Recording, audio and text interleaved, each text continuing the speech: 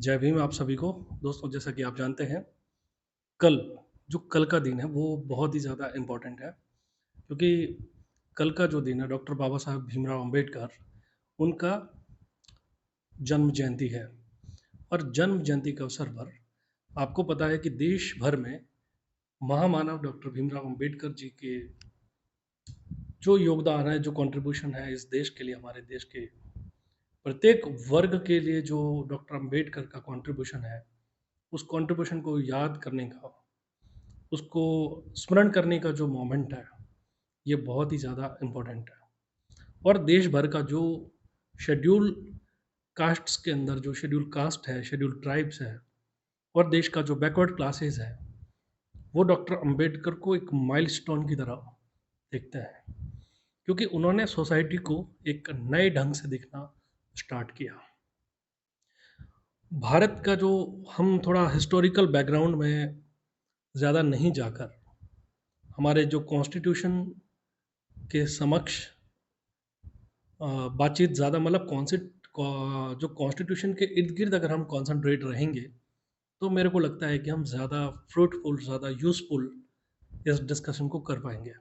और मैं चाहता हूँ कि मेरे साथ-साथ देश भर के वो सभी लोग, जो अपने आप को इस देश का नागरिक समझते हैं, वो इस बात में इन्वॉल्व हो सकते हैं और उनकी सहमति, असहमति सभी स्वीकार्य है। लेकिन आज का जो ये डिस्कशन है, वो एक बहुत ही मतलब थोड़ा लार्ज पर्सपेक्टिव में होने जा रहा है। मैं ये भी समझता हूँ कि बहुत सारे साथी मेरी बात से असहमत हो सकते हैं। बहुत सारे साथी इस बात से एग्री करेंगे कि यस, इस तरह का जो फिनोमिना देश में कैसे बदला है।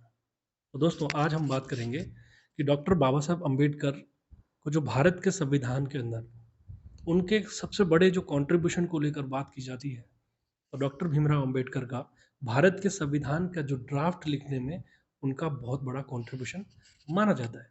देश का जो संविधान है, देखते हैं कि चाहे वो मूल अधिकारों की बात हो, चाहे वो उसके बाद में निधि निर्देशक तत्वों की बात हो और उसके बाद के जो संविधान के भाग हैं, उसमें कहीं न कहीं भारत के नागरिक को इतना मजबूत बनाने का जो प्रयास किया गया है और नागरिक को जो इतनी पावर दी गई है, उसके बारे में लोग मतलब बहुत कम चर्चा होती है।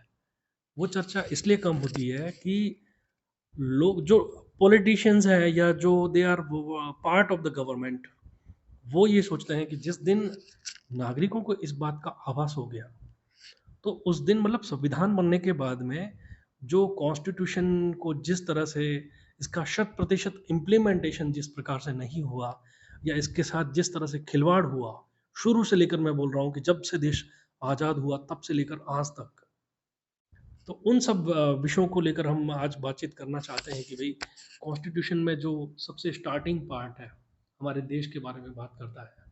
उसके बाद में हमारी सिटीज़नशिप की बात करता है, यानी नागरिक कौन भारत का नागरिक हो सकता है, कौन भारत का नागरिक नहीं हो सकता है, कितने प्रकार की नागरिकताएँ होती हैं, यानी किस-किस प्रकार से कोई भी व्यक्ति भारत का नागरिक बन सकता है, इसके बारे में चर्चा है। और जो शुरुआती भाग है संविधान का, उसमें भारत का कोई भी भूभाग मतलब कोई भी बाहरी भूभाग भारत में किस तरह से शामिल हो सकता है और कोई भी भारत का एक जो राज्य मतलब भारत के जो राज्य है, भारत राज्य, उसका कोई भी पार्ट किसी और स्टेट में मिलाना मतलब किसी और राज्य में, प्रदेश में मिलाना, जोड़ना करना, ये सारा कॉन्स्टिट्यूशन का जो प्राइमरी पार्ट है उसमें इस बात का ज़िक्र है दोस्तों। लेकिन सबसे जो इम्पोर्टेंट कॉन्स्टिट्यूशन का जो पार्ट है, सिटीज़न के तौर पर एक नागरिक के हिसाब से, वो मैं समझता हूँ कि वो भारत के जो मूल अधिकार हैं संविधान के, उस मूल अधिकारों में बहुत सारी चीज़ें हैं और किसी भी गवर्नमेंट की सफलता और विफलता उसके मूल अधिकारों की प्राप्ति के ऊपर डिपेंड करती है कि कोई भी गवर्नमेंट उसके जो संविधान हमारे संविधान के अंदर जो मूल अधिकार हैं, उन मूल अधिकारों को वो अपने सिटीज़न को किस किस इंटेंसिटी तक, किस गति तक, किस लेवल तक दे पाता है उसके बारे में बात, वो बहुत ज़्यादा गंभीर बात है। क्योंकि जब हम देखते हैं कि समानता की बात है, देश में जिस तरह से छुआ-छूत, अस्पृश्यता और इनकी जो बातचीत है और नस्ल के आधार पर, रंग के आधार पर जो जिस तरह से विभेदीकरण होता है, मानवीयता के मतलब अमानवीय तौर पर एक नागरिक दूसरे नागरिक में भेद समझता है, उसके साथ डिस्क्रिमिनेशंस की जो बात आती है और फिर उसमें एक बहुत बड़ा पार्ट है रिज़र्वेशन पॉलिसी जिसका अक्सर बहुत सारे लोग इसका देश में एक बहुत बड़ा धड़ा है, जो रिज़र्वेशन पॉलिसी का विरोध भी करता है। लेकिन इतना ही धड़ा ऐसा है जो संख्या में उल्टा ज़्यादा हो सकते हैं, वो धड़ा ऐसा है जो रिज़र्वेशन का मतलब उसको सपोर्ट करता है। इसके बहुत सारे कारण हैं रिज़र्वेशंस के मतलब रिज़र्वेशंस नहीं होना चाहिए, रिज़र्वेशन होना चाहिए। वो एक अलग इश्यू है और इसके ऊपर एक बहुत गंभीर चर्चाएँ कभी भी हो सकती हैं। लेकिन वर्तमान में जैसा कि भारत में रिज़र्वेशन पॉलिसी है, तो ये किस लिए लाई गई है, इसके ऊपर एक बहुत बड़ा मकसद है। भई जो संविधान निर्माता थे वो ये जानते थे कि भारत में सदियों से एक प्रकार का सामाजिक ढाँचा एक बना हुआ है, जिसमें कुछ वर्ग ऐसे हैं जो बहुत ज़्यादा ताकतवर हैं, चाहे वो इंटेलेक्चुअली हो, चाहे वो आर्थिक रूप से हो। तो वो क्या है कि एक समाज का दूसरा जो धड़ा है, उसको कई तरीके से गुलाम बना के रखा हुआ है या उस उनके साथ जो मानसिक प्रताड़ना, सामाजिक प्रताड़ना, आर्थिक प्रताड़ना, इस तरह की चीज़ें बहुत ज़्यादा थी। जब देश आज़ाद हुआ, तो इस गैप को कैसे फ़िल करेंगे? देश के सभी नागरिकों को एक समान रेखा पर कैसे लाएँगे? एक इक्वल कॉम्पिटिशन के लेवल पर कैसे लेके आएँगे? उसी का एक साझा प्रयास है और ऐसा नहीं है कि देश में जिस तरह से अभी भी आप देखते हैं बहुत तरह की जो जातिगत एक जाति के नाम पर एक ऊंच या नीच जो एक जातियों का जो एक ढर्रा बना हुआ सिस्टम हमारे देश में लोगों की जैसी मानसिकता होती है तो उसके आधार पर डिस्क्रिमिनेशन की जो बात है वो हम नकार नहीं सकते। आज भी ऐसे बहुत सारे जो मामले हैं वो देखने को मिलते हैं। लेकिन ऐसा भी बिल्कुल नहीं है कि देश में बदलाव नहीं आया है। इंडियन कॉन्स्टिट्यूशन की वजह से देश का सामाजिक ढाँचा काफ़ी हद तक बदला है और लोगों ने अपने आप को काफ़ी कुछ बदला है। लेकिन हमारा गोल क्या है, लक्ष्य क्या है? हमारा जो लक्ष्य है, शत प्रतिशत प्राप्त करना। क्योंकि देश को अगर आपको एक अखंड राष्ट्र भारत को बनाना है, एक भारत को विकसित राष्ट्र की तरफ लेके जाना है, दुनिया का सबसे सभ्य और एक अच्छा देश बनाना है, तो ये और जैसा कि हमारे तो मतलब कल्चर में ये है कि हम अपने देश को विश्व गुरु के तौर पर स्थापित करना चाहते हैं। जब आप विश्व गुरु के तौर पर किसी देश को स्थापित करना चाहोगे, तो सबसे पहले आप उस देश के कोई भी कमज़ोर पक्ष है, उसको कंप्लीट करोगे। उसको छोड़ोगे नहीं आप। केवल 1 या 2 या 4 या 10 लोगों के विकसित हो जाने से कोई देश विकसित नहीं हो जाता है। इन सब पैरामीटर्स के ऊपर बात की जानी है और इसके अलावा जो उपाधियों की जो बात की गई है कि भई मतलब कोई भी व्यक्ति अपने नाम के आगे या पीछे उपाधि नहीं लगाएगा। मतलब अपने आप को स्पेशल एक जो दिखाने की बात है, कुछ अपवादों के साथ छोड़कर उसका निषेध किया गया है। फिर आर्टिकल 19 आता है जो देश के नागरिकों को आप नागरिकों को सामान्य नहीं समझे दोस्त। क्योंकि नागरिक वो चीज़ है, वो एक हस्ती है, चीज़ तो नहीं कह सकते। नागरिक एक वो इस देश का ऐसा अहम भाग है, जो इस देश की सरकारों को पैदा करने का सोर्स है। भई भारत का संविधान किस पे डिपेंडेंट है? ये भारत की जनता के द्वारा मतलब जनता के ऊपर शासन करने का एक बहुत ही अहम महत्वपूर्ण दस्तावेज है और इस दस्तावेज के माध्यम से देश के नागरिकों को एक सही एंगल, सही दिशा देना और देश की जो प्रोग्रेस है, प्रगति है, उसको भविष्य मतलब अग्रसर करना, आगे से आगे बढ़ाते जाना है। तो आर्टिकल जो 19 है, वो देश के लोगों को ये अधिकार देता है कि वो अपनी बात रख सकते हैं, मतलब बोल सकते हैं, कहीं भी आ-जा सकते हैं देश में, कहीं पर भी काम-धंधा कर सकते हैं, कहीं पर भी रह सकते हैं। मतलब इतनी कुछ उनको व्यापार की, व्यवसाय की पूरी छूट प्रदान करता है नागरिकों को और उसके बाद में फिर इस तरह से आर्टिकल जो 21 है वो बहुत इम्पोर्टेंट आर्टिकल है। जैसा कि कहते हैं कि जीवन जीने का अधिकार। अब उस जीवन जीने के अधिकार में बहुत सारी छोटी-छोटी चीज़ें अब उसमें और भी ऐड हो गई है जिसमें आप बात करेंगे राइट टू प्राइवेसी यानी जीवन जीने के अधिकार में लोगों की निजता की मतलब निजता का अधिकार है, यानी हर इंसान की अपनी प्राइवेसी बरकरार रहनी बहुत ज़रूरी है। कोई व्यक्ति अपने घर के अंदर, अपने कमरे के अंदर क्या करता है, ये एक प्राइवेसी का कंसर्न है कि वो प्राइवेसी पब्लिक नहीं होनी चाहिए। ये हमारे कॉन्स्टिट्यूशन में इस बात का ज़िक्र है कि लोगों को उसका प्रोटेक्शन मिलना चाहिए। और जब आर्टिकल 19 पे बात कर रहे थे, तो ये हमारा जो आर्टिकल 19 है, वो उसके द्वारा लोगों को ये आज़ादी दी गई है कि भई आप ये कर सकते हैं। हालाँकि उसके भी कुछ निषेध हैं यानी उसकी कुछ सीमाएँ हैं। हर एक च के पीछे कुछ न कुछ अपवाद हैं, कुछ न कुछ सीमाएँ हैं। लेकिन वो जो सीमा है वो कुछ हद तक है। लेकिन जो आपको आज़ादी दी गई है उसका लेवल बहुत हाई है। उसको समझने की ज़रूरत है। आप हर छोटी-छोटी बात पे उस निषेध को, अपवादों को सामने नहीं रख सकते। क्योंकि अभिव्यक्ति का जो दायरा है वो बहुत व्यापक है। क्योंकि आप केवल आर्टिकल 19 में जब आप डेमोक्रेटिक भी हैं, आप रिपब्लिक भी हैं, ये बात भी तो आप याद रखिए। तो यहाँ जब डेमोक्रेटिक हम कहते हैं, हमारी जो प्रस्तावना है संविधान की, प्रिएम्बल ऑफ द कॉन्स्टिट्यूशन में, हमने डेमोक्रेटिक की बात करी है, हमने रिपब्लिक की बात करी है, हमने समाजवादी की बात करी है, हमने पंथ निरपेक्षता की बात की है। तो कितने महत्वपूर्ण महत्वपूर्ण बिंदु है। जैसा कि प्रस्तावना को संविधान का भाग माना गया है। ऐसा मतलब कई केसेस में इसके ऊपर भी प्रश्न उठे कि क्या प्रस्तावना संविधान का भाग है या नहीं है?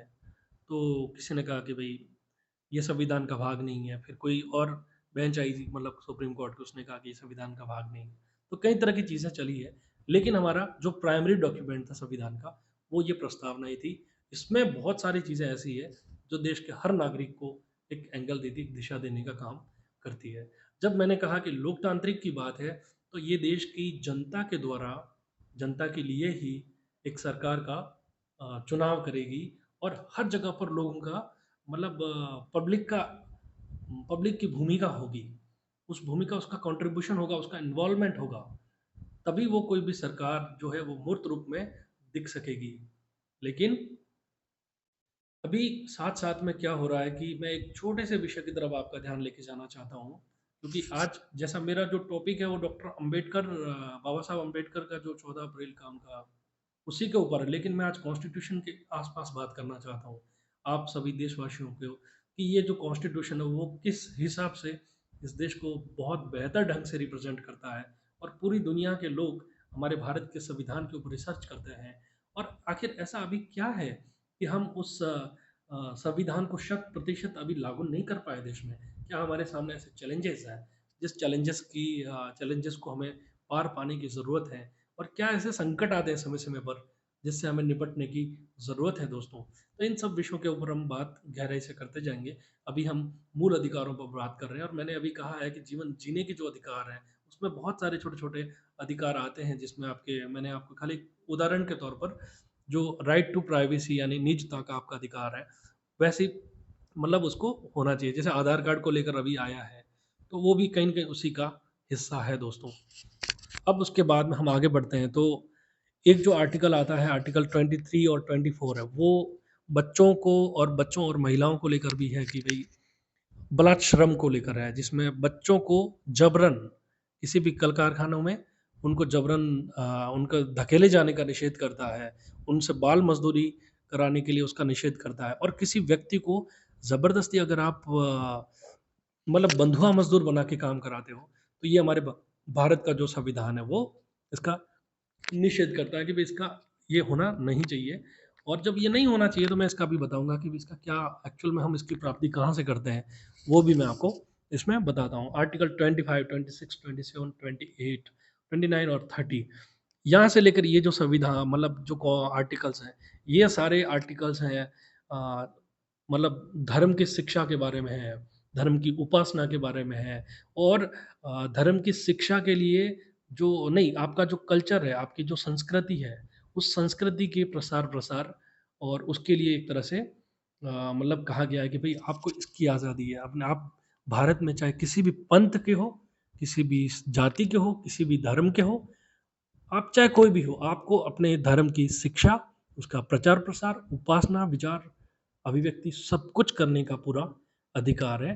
ऐसे में जो सरकार की भूमिका है, वो बहुत इम्पोर्टेंट है यहाँ पे कि सरकार इसमें क्या करेगी?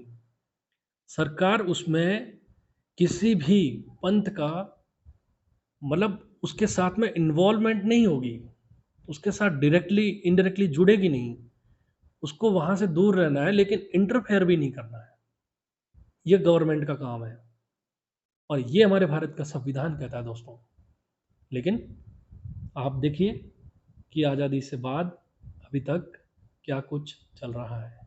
ये जस्ट एनालिसिस, आप कोशिश करें ये दंगे फसाद और जो जितना कुछ हुआ है इस देश में, घटनाओं को याद करिए, चाहे वो कोई भी हमारे देश के लोकतंत्र को कुचलने की बात हो, हमारे देश में चाहे सरकारों की जो ज़्यादती है, वो चाहे कोई भी गवर्नमेंट रही हो, उसको आप देखिएगा।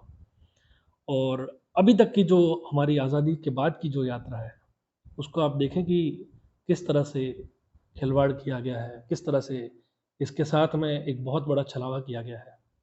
और अभी हमारे सामने जो चैलेंजेज़ हैं, हमें उनसे कैसे मतलब निपटना है और आगे बढ़ना है।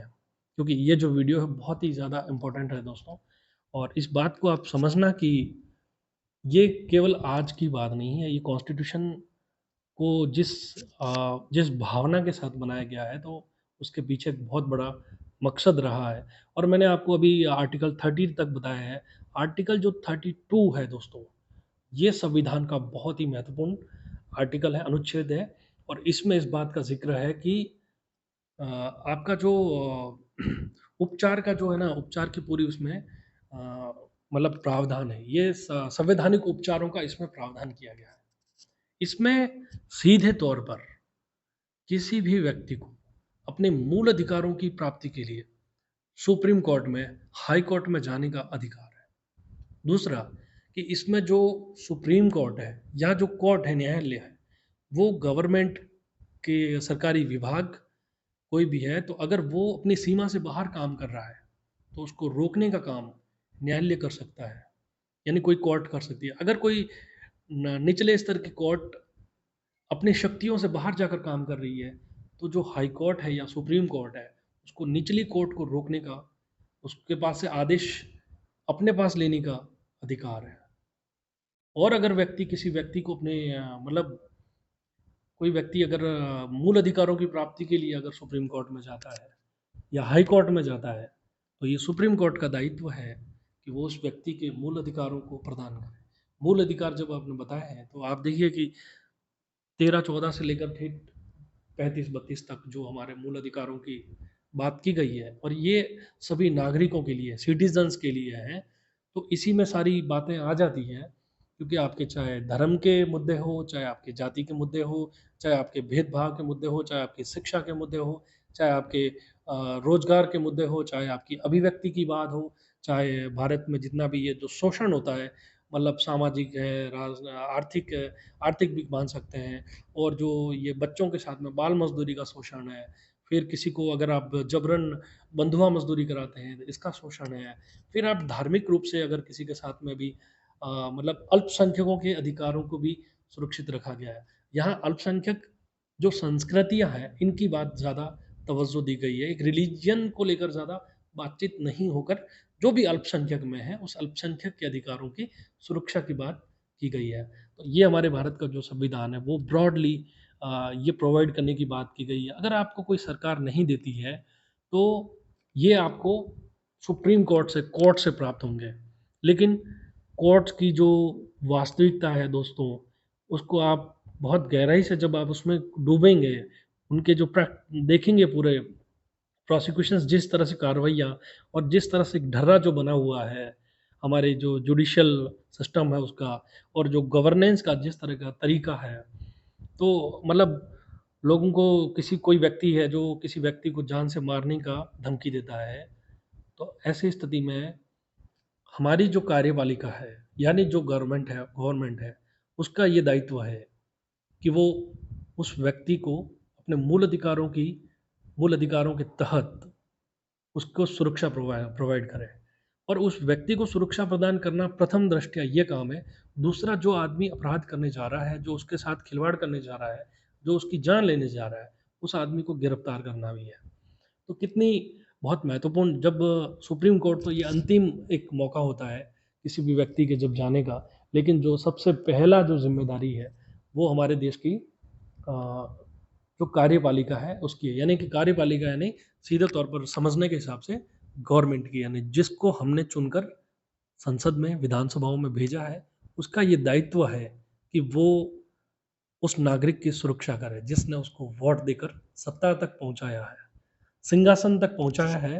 हालाँकि सिंहासन कहना ये गलत होगा, क्योंकि जो भी सरकार में होते हैं वो जनता के सेवक हैं, वो जन सेवक हैं, जनप्रतिनिधि हैं, पब्लिक रिप्रेजेंटेटिव है, यानी वो हमको वहाँ रिप्रेजेंट करने के लिए हैं, वो हमें दबाने के लिए नहीं है, वो हमें वो हम पर अत्याचार करने के लिए नहीं है। बात को समझिएगा, हमारा संविधान इस तरह से कहता है, constitution it says by the constitution, ये संविधान के द्वारा कहा गया है कि जो लोकतंत्र यानी जो लोग चुनकर सरकार को भेजते हैं। अब आप देखिए कि मैंने कहा कि भी मूल अधिकारों की प्राप्ति के लिए अगर कोई व्यक्ति सोसाइटी के बीच में आदतन अपराधी या क्रिमिनल के तौर पर किसी एक सीधे इंसान को जान मार से मारने की धमकी देता है, तो वो व्यक्ति सबसे पहले पुलिस थाने में जाएगा और अपने अपनी सुरक्षा मांगेगा। उस दृष्टि में जो आदमी हमला करने जा रहा है उसकी गिरफ्तारी होगी। तो ये जो पहला काम है वो प्रशासन के द्वारा किया गया। अब ये जो प्रशासन है वो किसकी भूमिका में है? वो हमने जो जनप्रतिनिधि भेजे हैं सरकार में, उन सरकारों की एक जो व्यवस्था बनी हुई है हमारी, और व्यवस्था किस प्रकार से है कि हमारे देश की व्यवस्था को समझने के लिए आप सबसे पहले 3 ढाँचे हैं। सबसे पहला ढाँचा वो है, जैसा हमने कहा कि हम लोगों को चुनकर सत्ता तक भेजते हैं। तो जो पहली पहली जो पंक्ति में है वो विधायिका है। यानी जनता में से लोग खड़े होते हैं, हम वोट देते हैं, डायरेक्टली इनडायरेक्टली हमारे वोट से वो विधायिका का हिस्सा बनते हैं।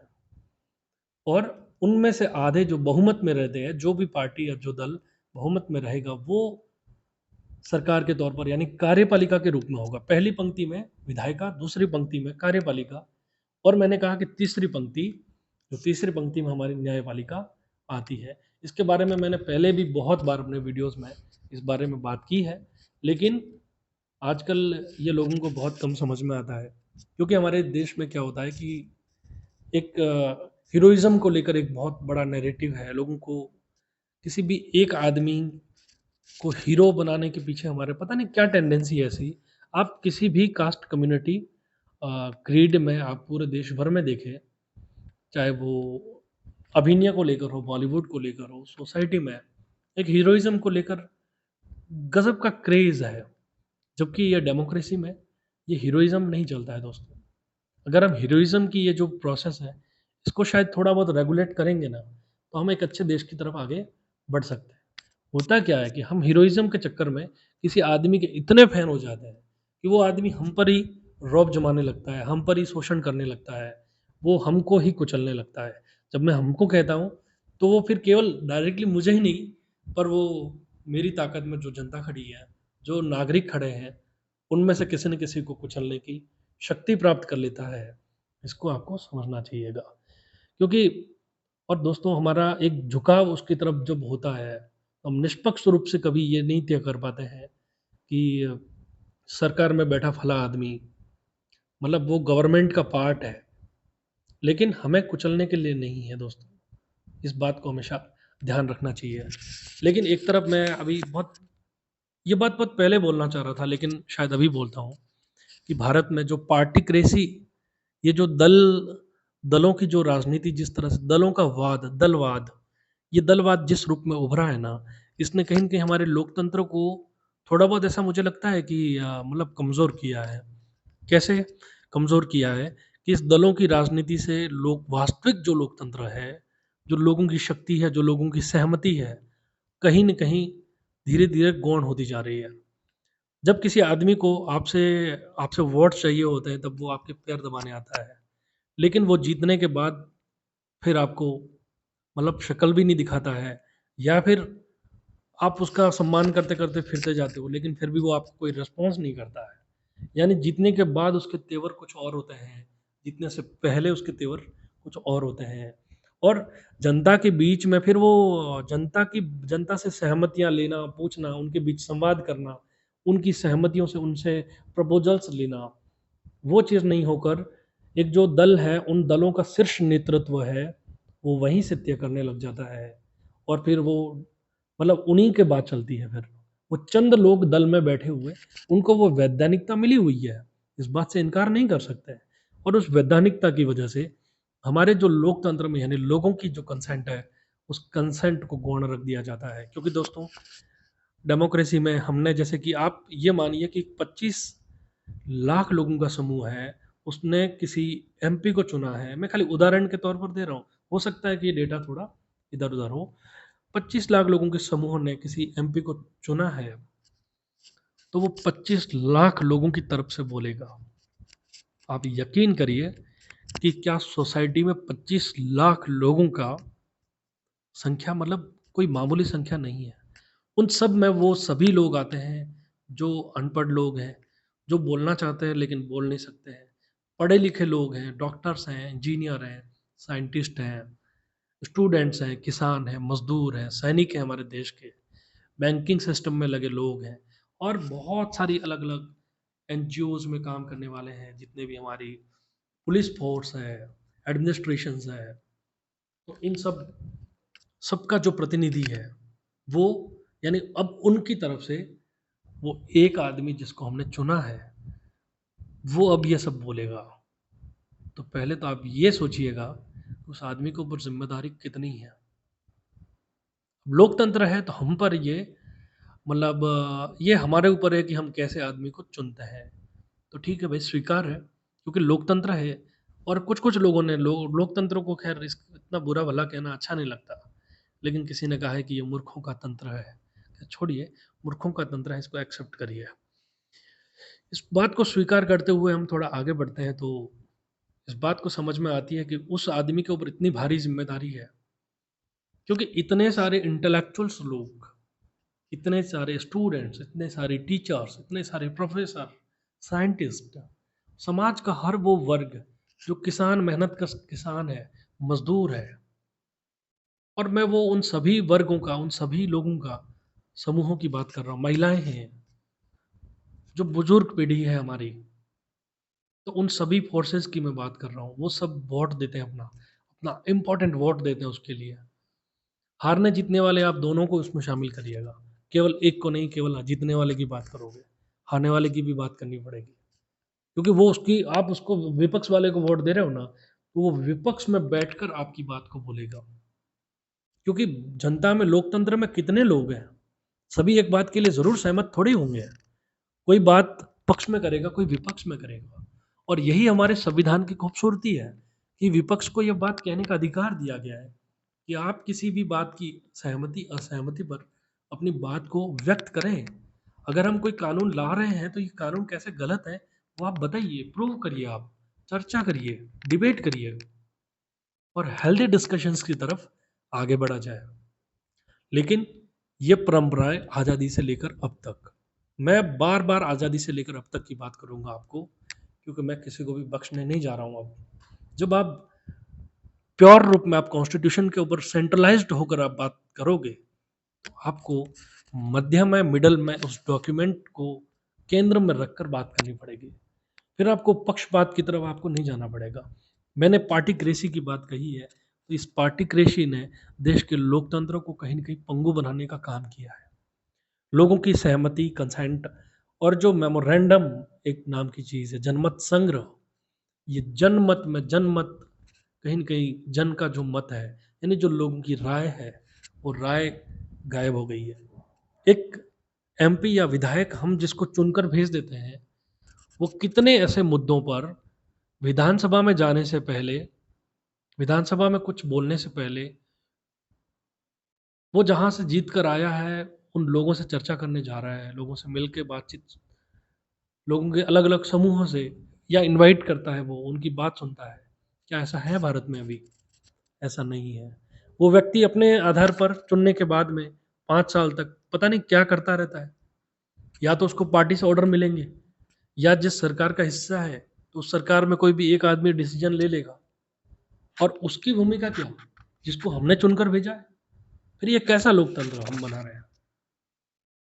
इन सब बातों को गंभीरता से आपको समझने की ज़रूरत है दोस्तों। कोई भी व्यक्ति कुछ भी कहे कि हमें ये राष्ट्र बनाना है, वो राष्ट्र बनाना है, ये राष्ट्र बनाना है। अरे भैया, हमारे सामने ये एक ऐसा दस्तावेज है, जिससे हम दुनिया का बेस्ट कंट्री बना सकते हैं। दुनिया का बेस्ट कंट्री फिर आप क्या करना चाहेंगे? और इस कॉन्स्टिट्यूशन में इतनी वो पावर है, ये इतना कैपेबल है, ये इतना डायमेंशनल है इसके वो आयाम है कि वो हर एक चीज़ को छूता है। आप जो चाहते हैं वो यहाँ पर इस संविधान में मौजूद है। बस आपको उसकी तरफ चलना पड़ेगा। छोटी-छोटी बात पर कुछ लोग थोड़ी मतलब मैं ये समझता हूँ कि शायद वो कॉन्स्टिट्यूशन को पढ़ने की इच्छा नहीं रखते, या कुछ लोगों के मन में ऐसा है कि भई ये डॉक्टर अंबेडकर को कॉन्स्टिट्यूशन ऑफ फादर कह रहे हैं, तो चलो इसको बदल देते हैं। अरे ऐसी बचकानी बातें नहीं करनी चाहिए। क्यों नहीं करनी चाहिए दोस्तों? क्योंकि भारत के संविधान का निर्माण में जितने भी जो मेंबर रहे उन सब का एक इक्वल कंट्रीब्यूशन ज़रूर माना जाता है। तभी हम कई बार कहते हैं कि भारत के संविधान निर्माताओं ने, यानी निर्माताओं में वो सभी लोग शामिल हैं, उनकी कंसेंट शामिल है। जब अंबेडकर संविधान लिख रहे थे या जब तर्क बुन रहे थे, जब संवाद हो रहे थे, तो जितनी जो कमिटीज़ थी, उन कमिटी में आपस में बहुमत को प्राथमिकता दी जाती थी। यानी पक्ष-विपक्ष होते थे, तर्क होते थे। हर दिन जब संविधान में लेखन हो रहा था, तो वो सब प्रक्रियाएँ डेमोक्रेटिक रूप में प्रक्रियाएँ प्रोसेस में चल रही थी। लोग अपनी-अपनी बात रख रहे थे, पक्ष भी रख रहे थे, विपक्ष भी रख रहे थे, और जिसके पास बेस्ट आर्गुमेंट उस समय में आ रहा था, उसको वो सभी लोग मिलकर सहमति दे रहे थे अपनी।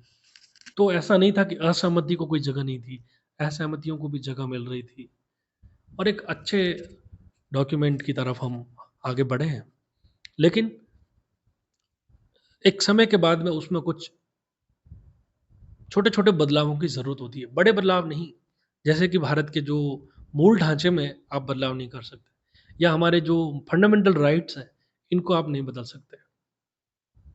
क्योंकि इनकी ज़रूरत देश की जनता की जो ताकत है, वो इन मूल अधिकारों में है। इसलिए मैं समझता हूँ कि चाहे कोई भी व्यक्ति हो, और मैं उस उन लोगों से स्पेशली मैं आज रिक्वेस्ट करना चाहता हूँ, हाथ जोड़ के भैया, कि आप जो संविधान बदलने की बात करते हो, आप एक बार भारत के मूल अधिकारों को पढ़िए। उसमें कितनी इम्पोर्टेंट बातें लिखी है। उनमें हर वो चीज़ लिखी गई है। आप जो रिलीजन चाहते हो, जैसा रिलीजन चाहते हो, आप करिए। इससे क्या दिक्कत है? आप उपासना करें, लेकिन जब आप आपका करते हैं, तो आप किसी दूसरे का भी करने दीजिए। क्योंकि हमारे देश का संविधान हर एक पंथ को, हर एक संप्रदाय को, हर एक समुदाय को, हर एक धर्म को ये आज़ादी देता है कि वो अपनी संस्कृति का, वो अपने धर्म का प्रचार-प्रसार कर सकता है। ये मेंटालिटी थोड़ा विकसित करिए, क्योंकि हम उस वाक्य को मानने वाला देश है, जिसमें हम कहते हैं वसुधैव कुटुंबकम, और ये वसुधैव कुटुंबकम यानी पृथ्वी पूरी, धरती पूरी, ये जो पृथ्वी है, ये पूरा एक कुटुंब है, परिवार है। आप एक देश में रहकर इस तरह की चीज़ें होती है, तो हमें सोचना चाहिए। We need to understand what we are going to do. क्योंकि ये हमारे देश में आप देखिए कि सगुण भक्ति धारा है, निर्गुण भक्ति धारा है। जब आप हिंदी साहित्य में इन धाराओं को जब पढ़ेंगे ना, तो आपके दिमाग के बहुत सारे कन्फ्यूज़न दूर चले जाएँगे। क्योंकि उसमें एक तरफ पक्ष है, तो एक तरफ विपक्ष है। इतना फ़र्क है कि एक समूह ऐसा है जो ईश्वर को मानने से भी इनकार करता है, लेकिन भाग हिंदू धर्म का ही है। एक संप्रदाय ऐसा है जो मूर्ति पूजा में अटूट विश्वास करता है, यानी उस पत्थर को भगवान मानकर ट्रीट करता है। दोनों एक दूसरे के विरोधाभासी हैं, कोई एक दूसरे को मानने को तैयार नहीं है, लेकिन स्वीकार्य है। तो इस तरह से बहुत सारे सेक्ट हैं, समुदाय हैं, उनका सम्मान करना पड़ेगा। उनकी जो संस्कृति है, उनको फ़ॉलो करने दीजिए, इससे कुछ नहीं होगा। आप अपनी संस्कृति की रक्षा कीजिए, आप उसको करें, आप उसको प्रैक्टिस में लाएँ, क्या दिक्कत है? लेकिन एक बात और ध्यान रखने वाली है कि जो सरकार है, जिसको हम चुनकर भेज रहे हैं, इसीलिए बात बहुत महत्वपूर्ण है दोस्तों, कि हम सरकार में जिन लोगों को चुनकर भेज रहे हैं, वो किसी एक आदमी, एक जाति के द्वारा, एक वर्ग के द्वारा, एक समुदाय के द्वारा, एक धर्म के द्वारा चुनकर नहीं भेजते हैं। उसके चुनाव में पूरे देश की जनता, यानी क्षेत्र विशेष की जनता का योगदान होता है। वो एक तरह से एक ईश्वर की तरह हो जाता है। मतलब उसका जो भूमिका होती है उस रिप्रेजेंटेटिव की, पब्लिक रिप्रेजेंटेटिव को, जैसा हमने कहा है कि वो सेवक तो है ही, वो जन सेवक है, वो जन प्रतिनिधि है। लेकिन वो एक न्यायाधीश की तरह भी होना चाहिए। उसके लिए सभी नागरिक बराबर होने चाहिए। उसको इस थिंकिंग पैटर्न पे आना चाहिए। नहीं आ रहे हैं, लेकिन मैं रिक्वेस्ट करता हूँ कि आइए भैया, क्योंकि हमारे जैसे बंदे शायद राजनीति में अभी नहीं आ पा रहे हैं। लेकिन आप लोग जो राजनीति में हैं, जो पॉलिटिक्स में हैं इस देश में, और इस पॉलिटिक्स को डायरेक्शन दे रहे हैं, कम से कम आप इस बात को एक्सेप्ट करें कि आपका जो भूमिका है वो एक जज के तौर पर है। आप सभी को समान दृष्टि से देखें। ऊंच नीच से आप देखते जाएंगे तो इस देश में बहुत सारी चीज़ें इम्बैलेंस होने लगेगी, असंतुलन आने लगेगा, बहुत सारे क्राइसिस होने लगेगी, दंगे फसाद होंगे, और कई तरह की चीज़ें देश में, मतलब कई तरह की टेंडेंसीज देखने को मिलेगी। तो दोस्तों, और जो हमारे देश का कानून है वो देश के हर आदमी के अधिकारों की बात करता है, सबको प्रोटेक्शन से है। लेकिन जो लोग क्राइम में जो इन्वॉल्व है, कई तरह के क्राइम है, कोई आदतन अपराधी है, कोई महिलाओं के प्रति क्राइम है, बच्चों के प्रति क्राइम है, जो देश की राष्ट्रीय सुरक्षा अखंडता उसके साथ खिलवाड़ करने वाले क्राइम है, आतंकवाद को बढ़ावा देने वाले क्राइम है, देश के अंदर अशांति फैलाने वाले क्राइम है,